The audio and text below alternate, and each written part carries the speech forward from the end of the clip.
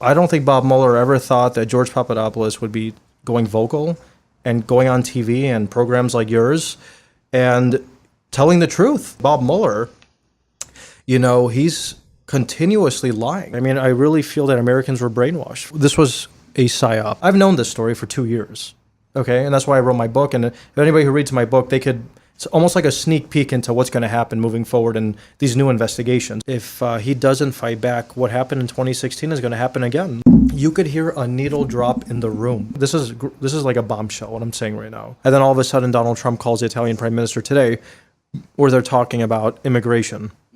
Okay? I don't think that's what they were talking about, quite frankly. I think the Italians are scared to death right now. So they had interests in colluding with Brennan and the FBI to spy on us, to undermine us, and to assure that if Trump was elected president, he'd be weakened. How the hell do the Australians in the UK know what's in the FISA awards? I know Donald Trump, I know his team. I worked with him for 11 months. I was on his transition team.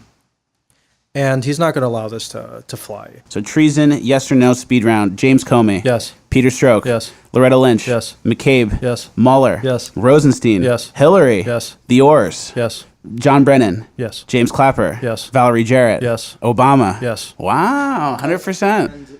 All right, everyone's ready. Hey guys, it's Fleccas. This week we are talking to George Papadopoulos. He's out with the new book, Deep State Target, How I Got Caught in the Crosshairs of the Plot to Bring Down President Trump. It's a fantastic read. The link is in the bio. Get yourself a copy today.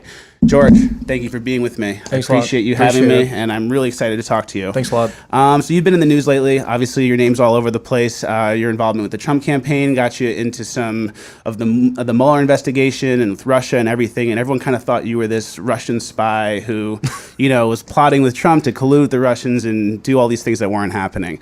Tell us what actually did happen. How did you get involved working with Trump, and what were you doing before that? You've been targeted before, not necessarily for your Trump ties, but actually your ties with Israel and your energy work. Is that correct? Yeah, no, that's absolutely correct. And thanks a lot for doing this, because I think it's very important. So I had been working in Washington, D.C. at the Hudson Institute. It's a conservative think tank. It's basically the rival to the Heritage Foundation for 5 years leading up to my time working on both the Ben Carson and Donald Trump campaigns. And during my time in D.C., when I was working at the Hudson Institute, I was working with three very prominent colleagues of mine who just were basically running the Pentagon under the Reagan, George H.W. Bush administrations and the George W. Bush administrations, Scooter Libby, Doug Feith, and Seth Cropsey.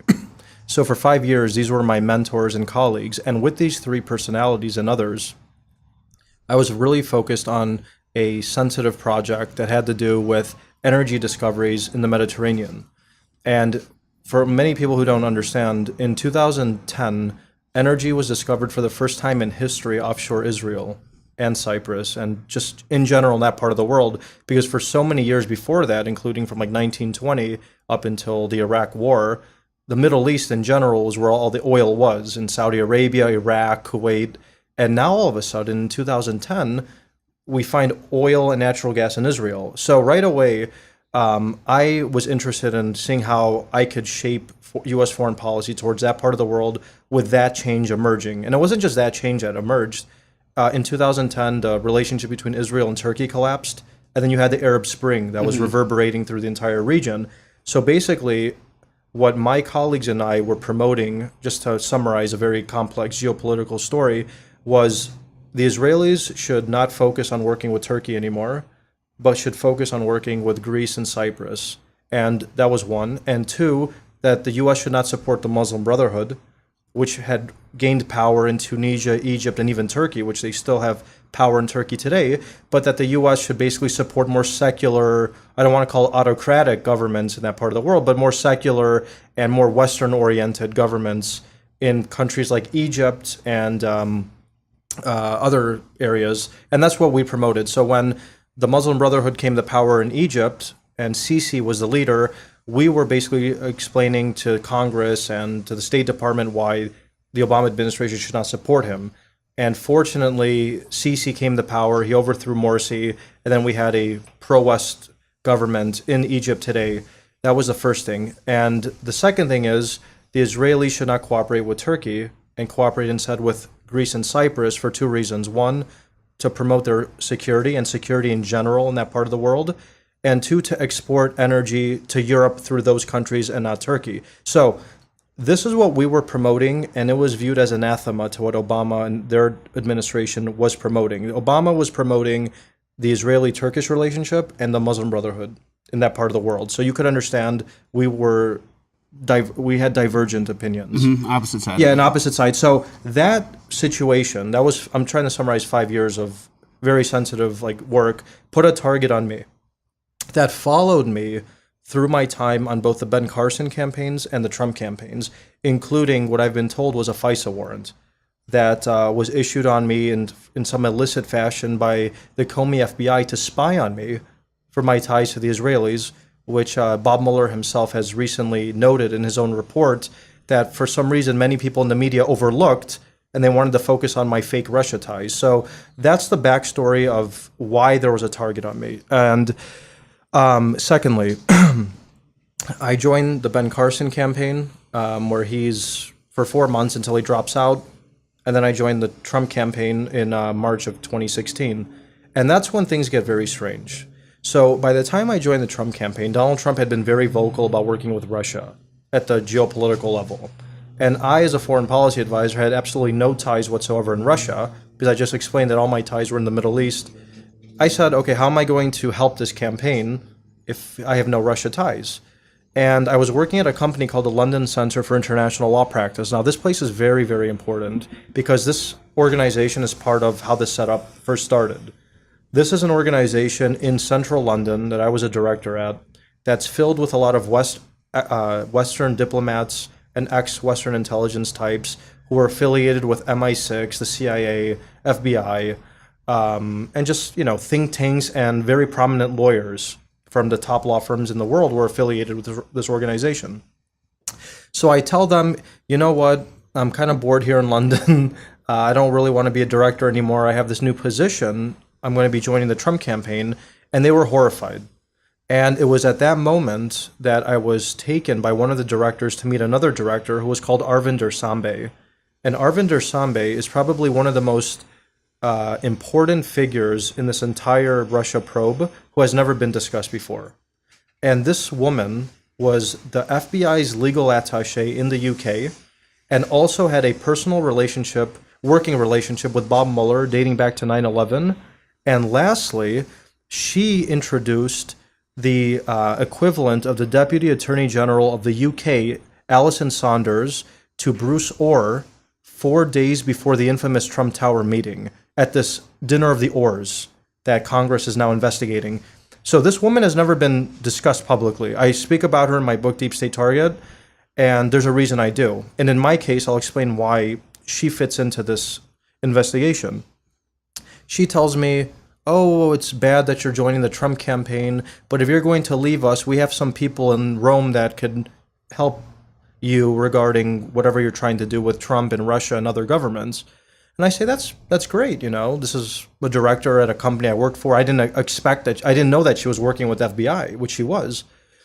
And she's like, go to Rome and meet this guy there. And I say, okay. I go to Rome at this university called Link Campus. It's and David Ignatius has written extensively about this place.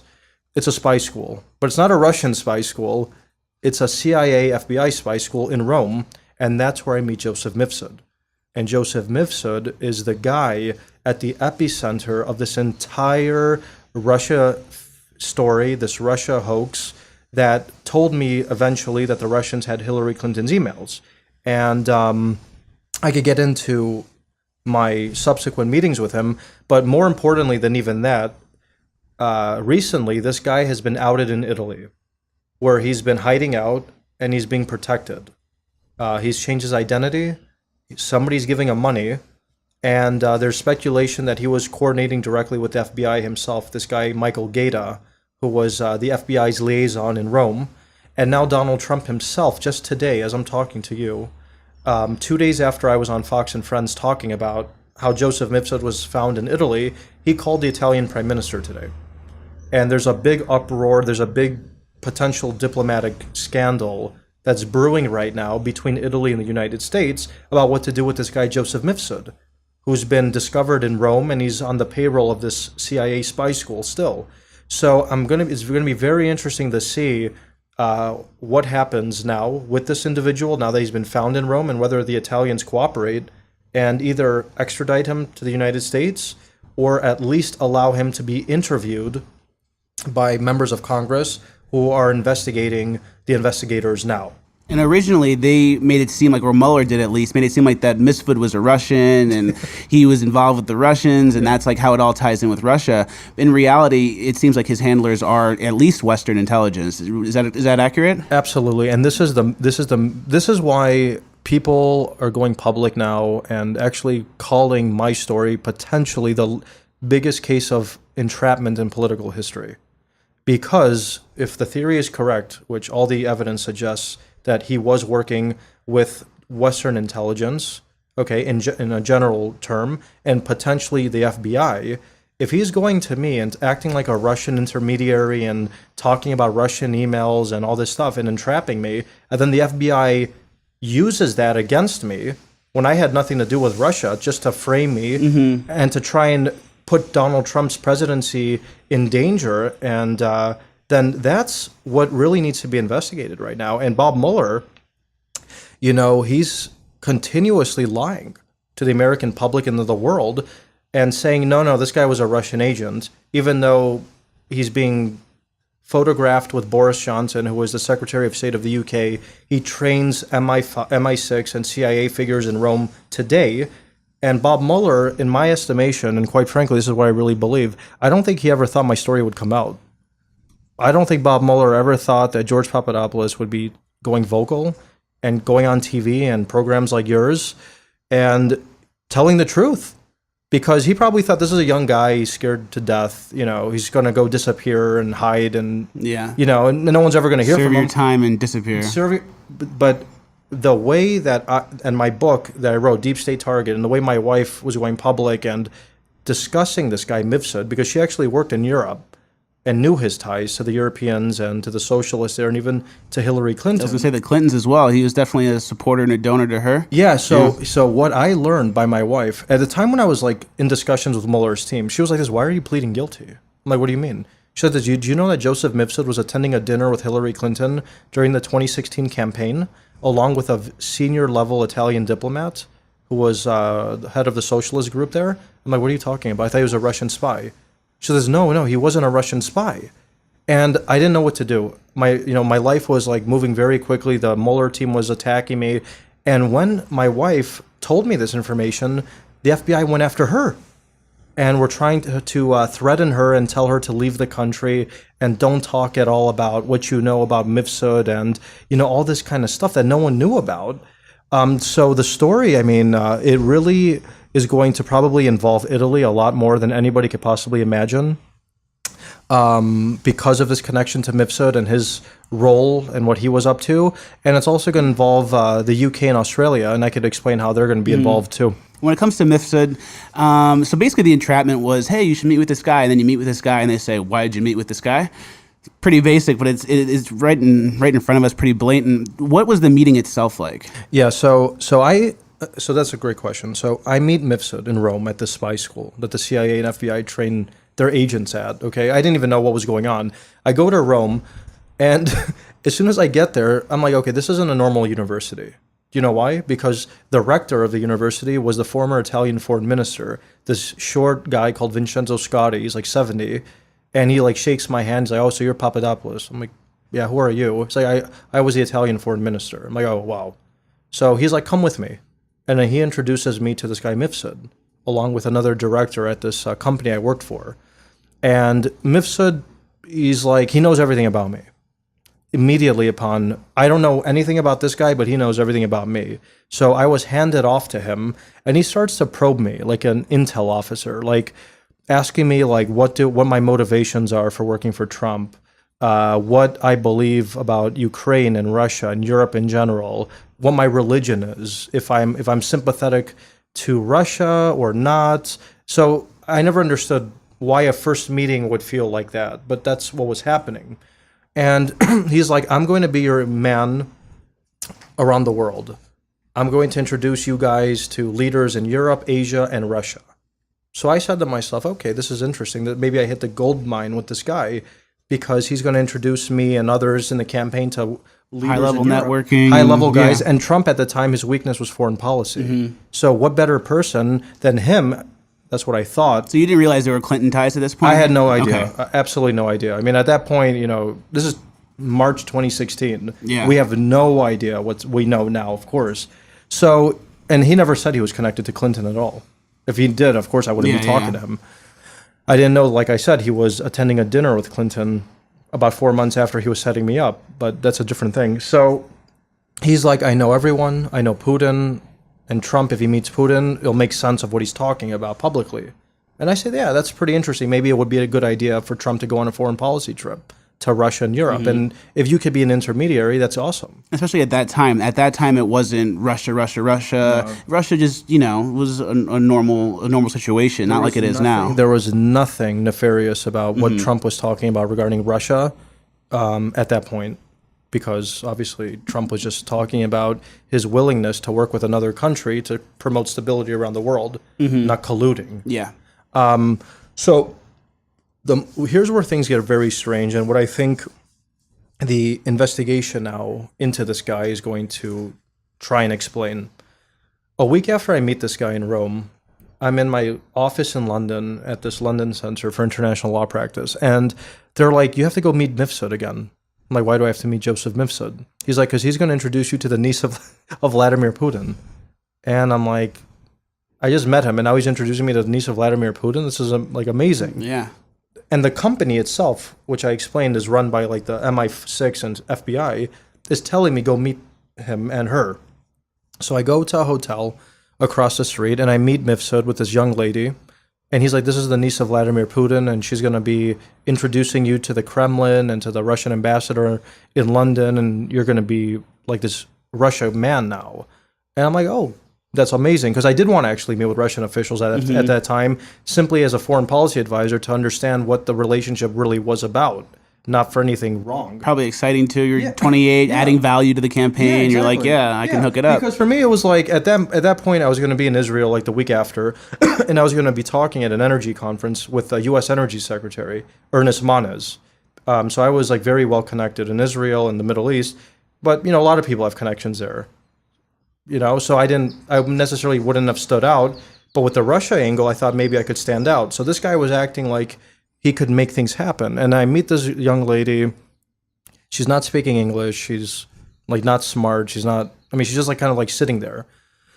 And I'm like, okay. A week after that, I get emails from Mifsud and this person. And she's acting like she's an intermediary between Putin and myself and others, right? And I'm just like emailing her. And I'm like, are you the same person I met in London? Because you don't sound like the same person. And later, as Bob Mueller just explained in his report, Mifsud was like fabricating emails that were being sent by this person to make it seem like she was somebody she's not. So, one, who was this person I was meeting? Two, who was handling Joseph Mifsud? And three, why was Joseph Mifsud lying about all this bizarre Russia information that he had and these Russia contacts that he had that he presented to me? So after that meeting, I'm being a little suspicious with Mifsud, and I'm back in London. I'm doing my thing, and then the Australians reach out to me. This is why Australia. And is this at the point? Is this May of 2016? No, this is April. This is okay. This is before that. Okay. This is why this is really suspicious, because like April 10 or like April 15, I have the Australian embassy reach out to me. I'm like, why is the Australian embassy reaching out to me? Donald Trump never talked about Australia. He never said the word Australia. I've never been to Australia, and I have nothing to do with the Australian government. So why is the Australian government reaching out to me in April of 2016 in London to meet with me? And that's when I meet this very suspicious woman named Erica Thompson. And this is a key person in this scandal, because I think she was like some sort of spy. And she was like probably surreptitiously recording my conversations or doing something that she shouldn't have been doing. And she was trying to like sleep with me, essentially. She was acting like some sort of honeypot. Honeypot, yeah. Yeah, and she's like, hey, Trump's a pariah. We hate him in Australia. He's a threat to global security. You shouldn't be working for him. And I was laughing, like, okay. He's anti-TPP. I'm sure that was part of it. He's anti-TPP. So I laugh it off. A week after that, contact Joseph Mifsud drops this bizarre information in my lap on April 26th. Hey, you know the Russians have Hillary's emails. And I said, what are you talking about? What do you mean? So just so everyone who's watching this understands, on April 26th, Joseph Mifsud tells me that the Russians have Hillary Clinton's emails, okay? Up until that moment, he introduced me to no one in the Russian government, except a young person that he was calling the niece of Vladimir Putin, who obviously was not the niece of Vladimir Putin. Yeah. But this guy miraculously had the information that everyone in the world wanted at that moment, and that was at the reaches out to you, and it's like, and not only that, usually if you have real information like that, you don't say it at a 5-star hotel in front of 50 people sitting around you like he did it to me.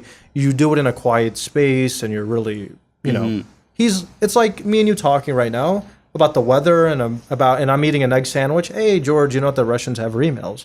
So when he told me this, I was just kind of like dumbfounded. Like, what are you talking about? Why are you telling me this? And that's when my life in London became very strange. After that meeting, I had 2 guys from the DIA, the Defense Intelligence Agency at the U.S. Embassy, reach out to me, called Gregory Baker and Terrence Dudley. And I really hope that these guys are being investigated by Congress, because I think they were part of some sort of surveillance or maybe even entrapment. I don't know what they were doing, but they reached out to me on like May 3rd or May 4th, like a week after Mifsud. And they're like talking to me. They're asking me about Trump, about Russia, about just general things, about my background. And on May 6th, I get an email from Erica Thompson, that same girl. And she's like this, oh, can you meet with my boss, Alexander Downer, on May 10th? I'm like, okay. And I Google Alexander Downer. He's like a huge politician. He's like the most senior politician in Australia. And he's I didn't know he was connected to Clinton, and I didn't know he had like an espionage background, because, you know, I met many ambassadors in my life, but none had did what he did to me. And I want to explain what happened in this meeting with Alexander Downer on May 10th that apparently sparked this investigation, or was some part of the predicate that resulted in this investigation. I'm sitting down with Alexander Downer, just like you and I are, like basically this far apart. And I had given an interview in the Times of London like 4 days before I met him, which is like London's top newspaper. And I said that David Cameron should retract and apologize for calling Trump divisive and stupid about his Muslim ban comments. And it became like this massive story around the world. And, you know, there was some tension in the campaign, and Donald Trump himself actually saved my job through Hope Hicks. I asked Hope Hicks, am I fired for this interview I gave? He says, no, he liked it. So Trump himself saved my job. It's a funny story. So the reason I'm mentioning this interview is because that's what Alexander Downer, how he started the conversation. I'm sitting down. I'm like, hello, Ambassador, how are you? And before he says anything to me, he's like, I'm here to tell you 2 things. One, you should leave my friend David Cameron alone, meaning the UK Prime Minister, and you better tell your boss, Donald Trump, to never talk about my friend David Cameron again, threatening me. Mm-hmm.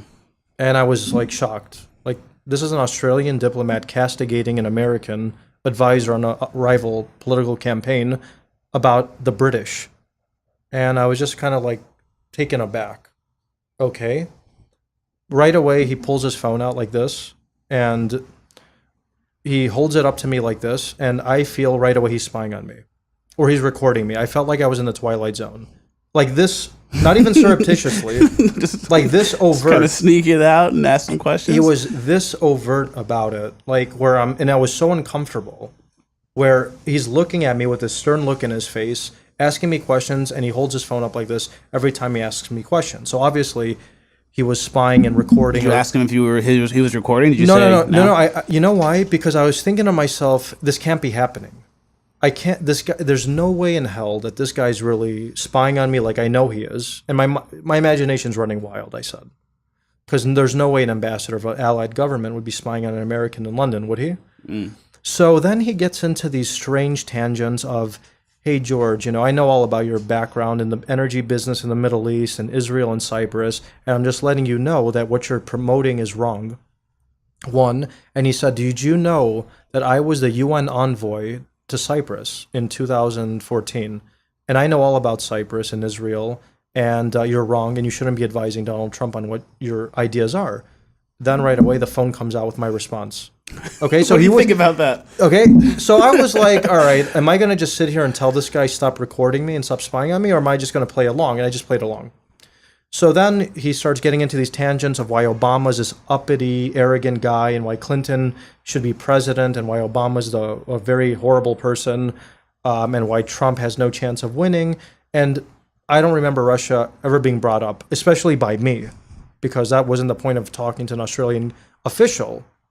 All I remember was he was asking me questions and pulling his phone out. Okay? Now, I want the viewers to understand the bizarre context of this meeting. Fast forward to my testimony to the Congress. Actually, no, before that. Fast forward to my interviews with Mueller and the FBI. 7 months before this bizarre New York Times story came out about me and him drinking or whatever, I tell Mueller and Andrew Goldstein, who was one of the top prosecutors involved in my case, guys, I don't know what this guy Downer is or what he was up to, but I think he was spying on me or recording my conversation. And Andrew Goldstein, okay, himself tells me, how did you know he was recording your conversation? And I was shocked. Like, he's telling me that Alexander Downer was spying on you. And what do I do to Andrew Goldstein? Exactly what I just did to you. I said, this is what he was doing. He was pulling his phone out and doing this. You could hear a needle drop in the room. I said it in front of Goldstein, Zelensky, another prosecutor of Mueller who was involved in my case, and the 2 FBI agents and my lawyers. And it was as if I said something that should have never been, 1, known about, and 2, repeated. Okay? Fast forward, I get this bizarre story in the New York Times about Downer. Okay? And after that, I'm testifying to Congress in October of 2018 in front of Mark Meadows and John Ratcliffe. And actually, my transcript is public now. So I highly recommend everyone watching this goes and Googles George Papadopoulos' testimony to the House Oversight Committee, because it's a very interesting and fast read, all 239 pages. We'll put the link in the bio for that. And why is this important? And because Mark Meadows, probably the top ally of Trump in Congress, is asking me a couple questions like this. Did you have any inclination that you were being recorded in any of your meetings? That was one question he said. And 2, were you ever presented with any transcripts of your meetings with people like Joseph Mifsud, Alexander Downer, or Stefan Halper? And I was like, no. What are you talking about, basically? And I said the only thing I remember was Alexander Downer and Stefan Halper playing with their phones, and I think they were recording me. So I said this under oath, okay? So I remember Mark Meadows and the members of Congress nodding, basically telling me, without telling me, and this is in the transcript, that the U.S. government is in possession of transcripts with you, Joseph Mifsud, okay? This is like a bombshell, what I'm saying right now. Alexander Downer and Stefan Halper. Meaning I was being spied on and had my conversations illicitly recorded for purposes that are not yet clear, okay? So I highly recommend everybody looks into that, and that's why I've been very, very, very vocal about why Donald Trump needs to declassify the FISA documents, the FISA warrants, the 302s, and any of this evidence that was used against myself and other Trump associates who were under surveillance. And he's looking at you, asking you questions, pulling out his phone and going like this to you, like as you're talking. What would you do? You know what I did? I was shocked. I was like, I don't know what I'm going to do. But this guy's obviously spying on me, but do I tell him to stop spying on me? Or do you start spying on him, spying on you? Or it's like, yeah, what was the question? When Mark Meadows went public like 3 weeks ago and said that ambassadors were conspiring with the FBI to undermine Trump, I knew who he was talking about. He was talking about Downer. But everybody didn't understand. Mm-hmm. They were like, ambassador? Oh, I've known this story for 2 years. Okay, and that's why I wrote my book. And if anybody who reads my book, it's almost like a sneak peek into what's going to happen moving forward in these new investigations. All these guys that I'm talking to you about, they're all going to get investigated, and the Australians and the British and the Italians are going to be caught up in this. And people are currently flipping on these people, it sounds like, and they're basically cooperating with the Trump administration. Yeah. Can you touch on that, kind of Sure. who's flipped and who's kind of, I guess what's coming in the future? Sure. So the Italians have already flipped, and they're pretty smart. The countries that are really at risk are the UK, Australia, and Italy. Now, what do they always say? The first deal is always the best deal, right? Or the guy that flips first is probably going to get the best deal. And Italy seems to be flipping already. And let me explain what I mean by this. So, the day the Mueller report was released, Joseph Mifsud was discovered in Rome, where he was actually living like a block from the U.S. Embassy. Hiding in plain sight. Yeah, hiding in plain sight. It's kind of like Bin Laden hiding next to like the Pakistani military, who were like, "Oh, he was living there." So the guys who were like supposedly trying to kill him were like hiding him and supporting him. It was like the same thing in Italy. So the question is, were the Italians actively hiding him, or did the FBI tell them to hide him? And I think that's why Donald Trump called the Italian prime minister today, 2 days after my interview I gave on Fox and Friends about this particular issue. And then Dan Bongino was on Jesse Waters' show yesterday, and Donald Trump tweeted the segment where they're talking about my statements regarding Mifsud in Italy. And then all of a sudden, Donald Trump calls the Italian prime minister today, where they're talking about immigration. Okay? I don't think that's what they were talking about, quite frankly. Now, so I think, and also my wife, she's Italian, and she's been very vocal about this story, and some of her comments have made front page news in Italy about Mifsud in Italy. And I think the Italians are scared to death right now, and they want to just not jeopardize the relationship with Trump, or with the U.S. for that matter. And I think they're going to end up flipping and giving up Mifsud and probably talking about who his handlers were in the FBI, or whoever was handling him, because it wasn't Russia. That's one. Two, there's a lot of reports now that the UK and Australia are begging Donald Trump not to declassify FISA warrants.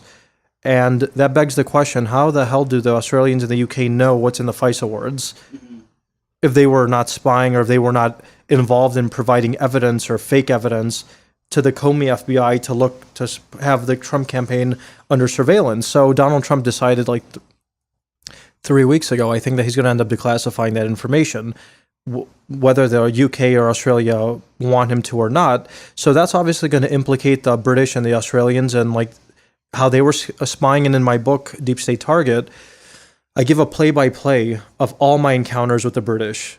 And there was only one campaign advisor who was dealing with both the British and the Australians. That was me.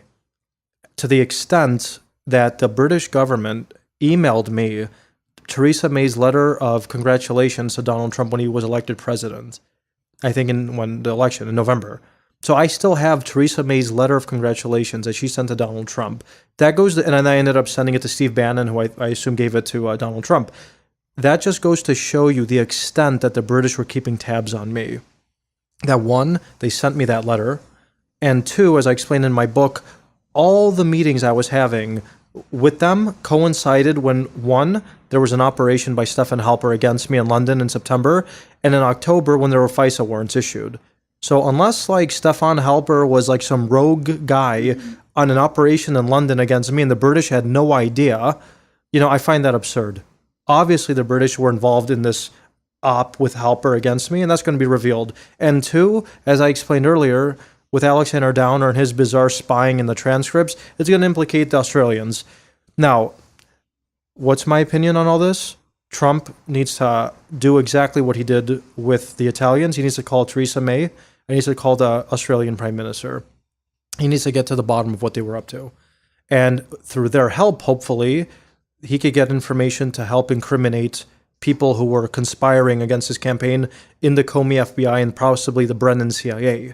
Because it's all foreign governments' involvement. And the Obama administration is not in power anymore, so I have no idea why the Italians, the British, and the Australians would be trying to protect the Obama administration folks to jeopardize their relationship with Donald Trump, unless they're planning on trying to interfere again in 2020 and undermine Donald Trump, which actually is already happening right now. The Australian government and people affiliated with the Australian government are giving millions of dollars to the Bernie Sanders campaign. Now, if I was Donald Trump and I was the Trump administration, I wouldn't stand by while this is happening. I would either force the Australians to deliver all information they have, or I would sanction them. If you don't do that, they're going to interfere again and possibly undermine you this time again. So that's basically they were complicit in what seems like a coup, It was a coup. a full-blown coup. Now, people ask me, why would the Australians and the British and all these governments collude with the CIA and the FBI?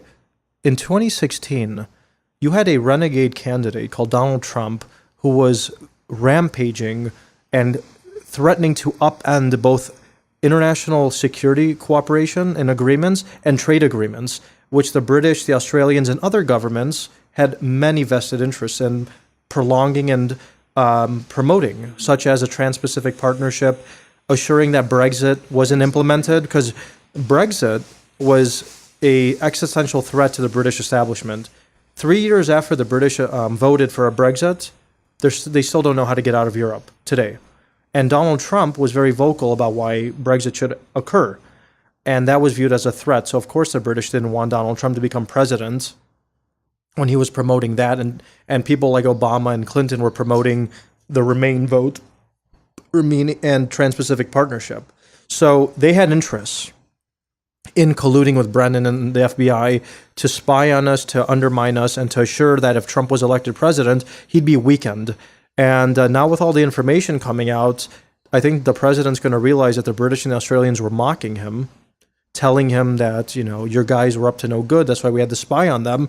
When in reality, they were complicit in the sabotage effort against him. So I think we're going to have a very, very interesting next couple of months, maybe years, between ourselves and our so-called allies.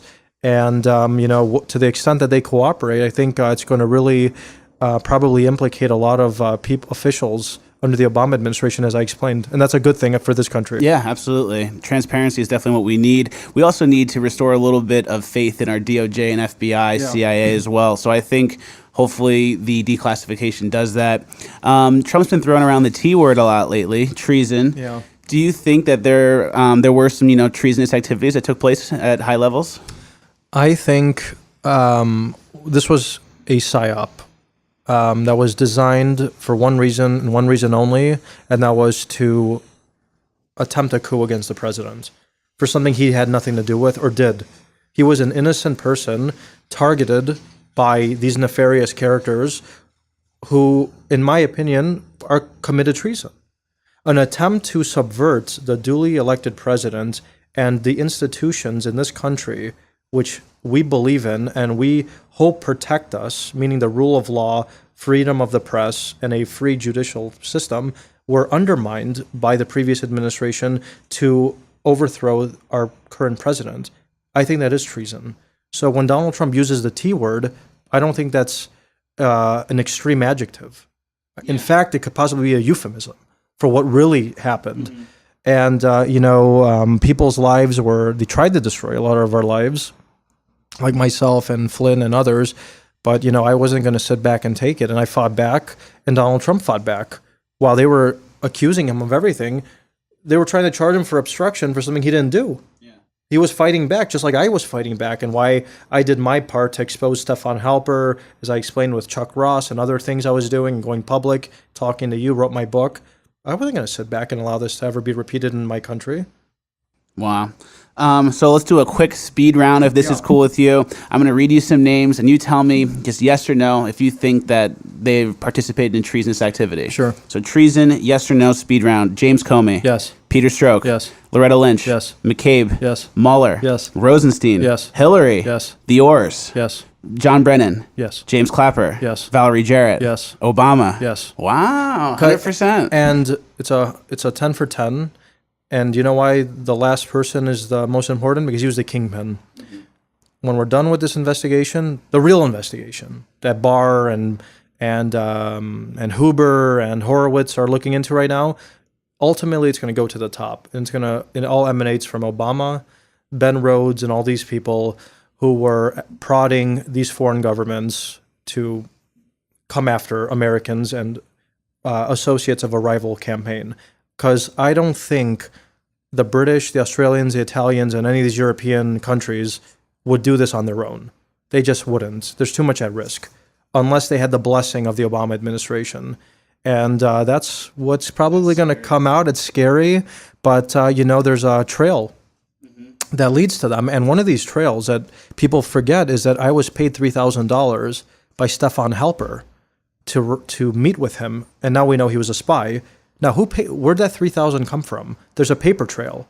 And once we look at the source of that money, we're going to see, who was actually running stuff on Helper and how high up that went. So that's something that, I can't wait for it to be revealed. I think it's going to shock America. This is going to... Got some bugs out here. So knowing what you know about Trump, obviously knowing him personally, do you think that what the treasonous activities, this is going to get settled, we're going to get to the bottom of it, there's going to be some justice? Do you think Obama even will face justice eventually? I think Donald Trump understood that he was facing an existential threat to his presidency and probably even his own freedom, the way they were trying to go frame him for treason, basically. Yeah, and his family and, other people involved with his personal life. And based on that alone, forget that they, went after his associates for a moment. I think he's going to have to fight back. And, I think if he doesn't fight back, what happened in 2016 is going to happen again. Look, there are rogue elements in the FBI, the CIA, these foreign governments who have an interest in hurting him for one, winning in 2016, and two, coming out of this Mueller report alive and emboldened. So if he doesn't fight back, these people are going to come after him again. And maybe the next time you're not going to have a guy like George Papadopoulos who actually goes vocal and tells the truth. They might go after another guy, frame him, who might not tell this story, and then we might be involved in a second psyop against him that might really take him down. So if I was him, he's facing a real choice now between his own personal liberty and his presidency and not upsetting foreign governments or the Obama administration. And I think he's going to have to throw all these people under the bus for the sake of this country. And I hope he is, and he's going to do it. I know Donald Trump. I know his team. I worked with him for 11 months. I was on his transition team. And he's not going to allow this to fly. Yeah, he said that... He's not. And he's not. Yeah, he said people 50, 100 years from now need to look back and realize that they can never do this again. Steve Bannon recently on CNN said this year coming up, 2019, will be the most vitriolic year in American history, including Civil War, including Vietnam. Why do you think that is? What do you think is coming? I think that, first of all, I think it already started. And it started with Devin Nunes, who's gone public stating that he has criminal referrals of former Obama administration officials, FBI officials, and maybe even CIA officials, okay? And I know that once these are revealed and there might be indictments on the other side, forget this guy, this Obama lawyer who got charged. He's a nobody. Yeah. Okay? Craig or whatever. Yeah, if it goes, I think that was just a hint, a warm-up act to what might be coming next, and that is you might have people like Strzok, Lisa Page Broussard, indicted, even McCabe. Seems like McCabe was the fall guy for these people. Yeah. And I don't think McCabe wants to go to jail, because it's one thing to go to prison for 11 nights like I did and laugh it off. It's another thing to go for possibly years, 10 years like he's looking at, for conspiracy. And it looks like everybody's trying to throw him on conspiracy and lying and other things. And that's what Devin Nunes is talking about. So I think all these guys are going to start flipping on one another.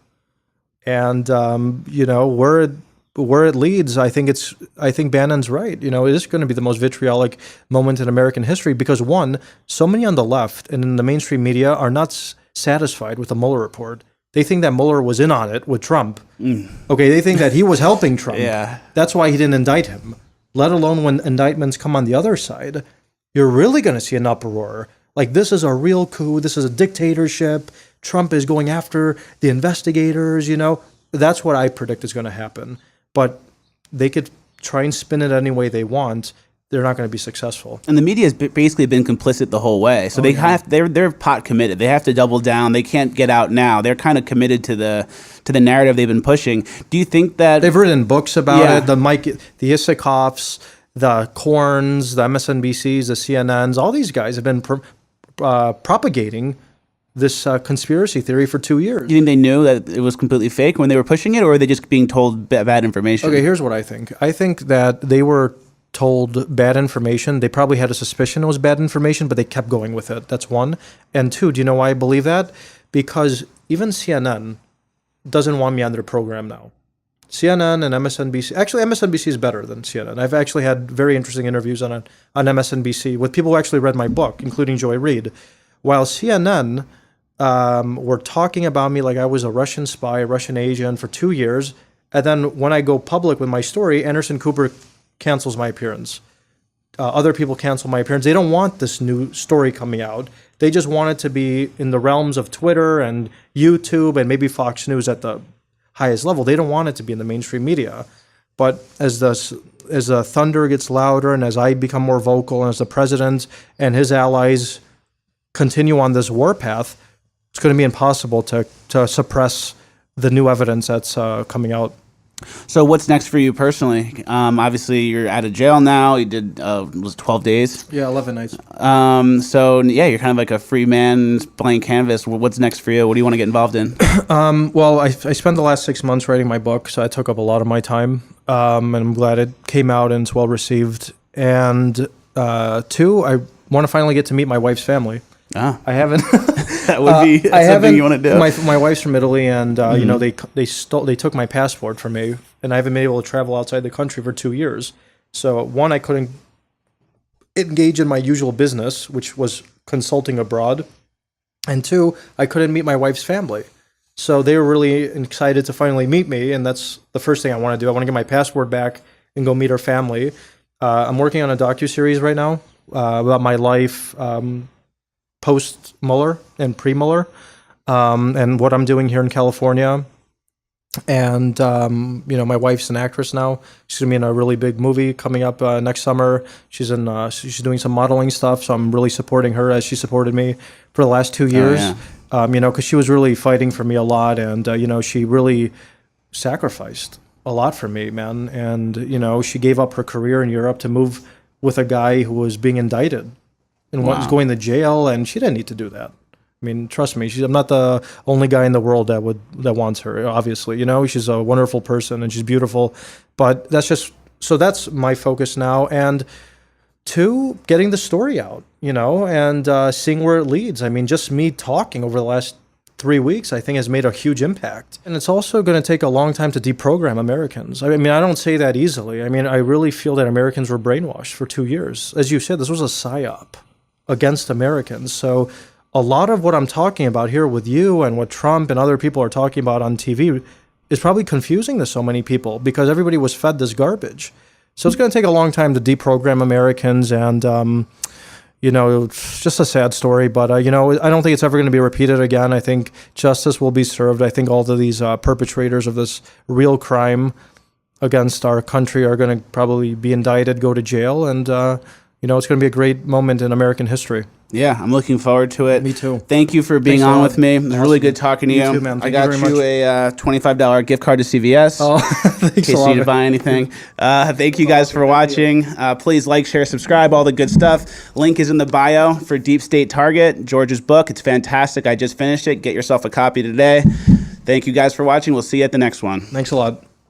Cool. Thank you. Really appreciate it, man. Yeah, psyops, man. Psyops. It's the world we're in. Psyops. Fleccas, talking to it.